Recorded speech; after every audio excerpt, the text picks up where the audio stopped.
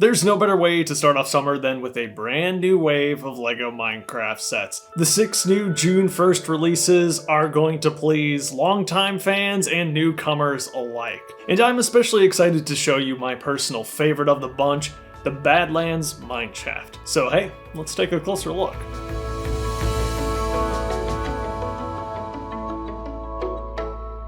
Thank you to LEGO for sending me this set early to review. You're going to be able to pick it up on LEGO.com starting on June 1st, though at least here in the US, these sets have been on shelves at Walmarts and other retailers for weeks already at this point. I bet a few of you even have this set already. Having just rebuilt all of the 2014 sets, the Badlands Mineshaft was especially appealing to me because it calls back to a lot of those things that we saw in those first sets. It's a terrain-based model that very much focuses on the adventure aspects of the game. But just as in Minecraft, a lot has changed in the past 10 years, the sets we see today are quite different too, and a lot of those are very positive changes. For instance, with this set, there is a very strong emphasis on the mobs. And I do want to highlight those first and foremost, because I do think they're going to be a huge draw to this set. Like all the other sets that we've seen this year, we get another new player skin. The box calls her the Badlands Explorer. There's nothing mind-boggling about this skin, but I'm really glad that LEGO is continuing to do more interesting faces than what we saw pretty much for the last 10 years. We're getting different eyes and mouths, and it just adds a lot more character to the players that inhabit your LEGO Minecraft world. The other minifigure included in this set is finally another husk. And thank goodness it is not a repeat of the old one from the Creeper Mine, it has been redone. The LEGO Minecraft team continues to do a great job of implementing community feedback. They are listening to us and making really positive changes. When you view the two husks side by side, that becomes immediately apparent. The original husk wasn't too well received, and it definitely was one of my least favorite minifigures that they had done for the theme. The level of detail just wasn't on par with what we'd come to expect from even the LEGO Minecraft theme in recent years.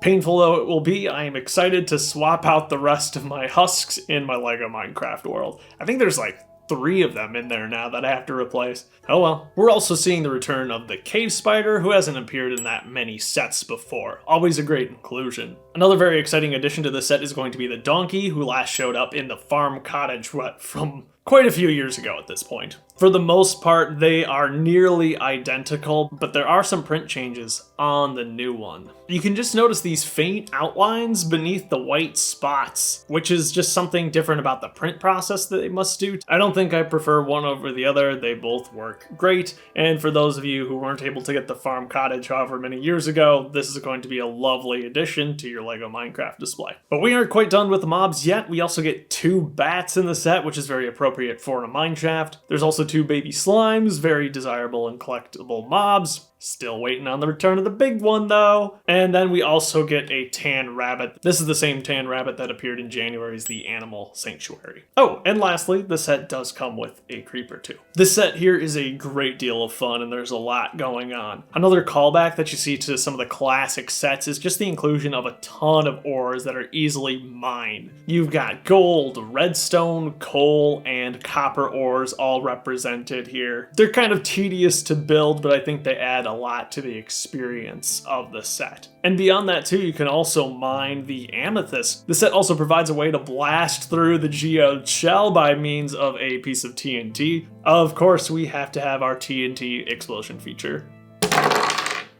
That was incredibly violent, but awesome. You'll also notice that they've spiced this one up a little bit by creating this lava flow that actually drops down as soon as that explosion occurs. And chances are that's probably something that's happened to you in-game. Really cool little effect. Works every time too. Moving on deeper into the mineshaft, you're also going to see the return of the LEGO Minecraft rail system. I believe for the first time though, the actual wooden elements have been recolored into dark brown, which stand out a little bit more against the orange-brown terrain. The set gives you a few powered rails and some redstone torches too, which is always nice. We don't get a lot of redstone representation. And honestly, all things considered, the cart moves along the path pretty smoothly. The minecart is pretty big. It's going to be 5x4 studs, so you know, a casual 5 times larger basically than it is in game, but that does allow room for a chest to be placed on the inside. LEGO is indeed doubling down on the new cactus design. I know this isn't for everybody, but I do rather like it. You get some great texture on the sides. You get 2 of those in this set, and then there's also a cactus in the smallest set of this wave as well. Above the mineshaft, more on the surface level of the set, there's a very small temporary player base that the Badlands Explorer has set up. You get the most simple and iconic Minecraft commodities here, like a crafting bench, a furnace, a bed, and some torches. The last play feature worth highlighting here is the fact that the cave spider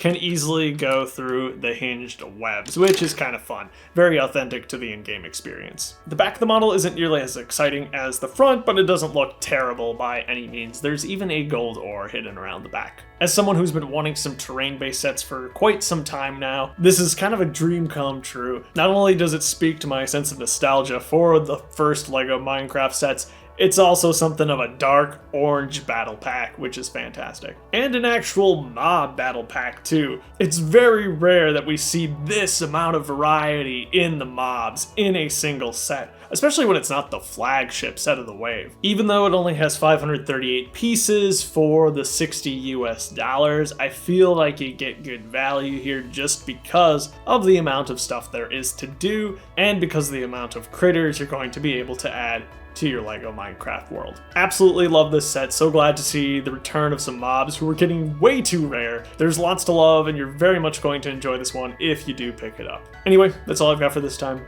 Thank you so much for watching. Stay tuned for many more LEGO Minecraft reviews, and I'll see you later.